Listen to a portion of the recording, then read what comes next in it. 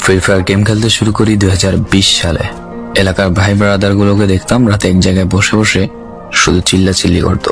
একদিক দিয়ে ভালো লাগতো, অন্যদিক দিয়ে মনে হতো এরা এমন চিল্লাচিল্লি কেন করে, চারজন করে। তারপর তাদের কথা মতো তাদের মতোই শুরু করি ফ্রি ফায়ার গেম। প্রথম দিন গেম খেলে রাত জেগেছি 11টা, যেটা ছিল রাত জেগার প্রথম কারণ এবং প্রথম ভালোবাসা। এলাকার বন্ধুরা মিলে রাত হলেই আড্ডার আসর দিয়ে বসতাম আর শুরু করতাম গেম খেলা। সবাই তখন গেম খেলা নতুন শুরু করি। এত পরিমাণ আনন্দ ছিল গেমটিতে যে বলে বোঝানো সম্ভব না। তখন ভালো কোনো ফোন ছিল না, ল্যাগ করতো, তবুও খেলতাম। আব্বু আম্মুর কি পরিমাণ বকাঝকা খেয়েছি সেটা বলা বাহুল্য।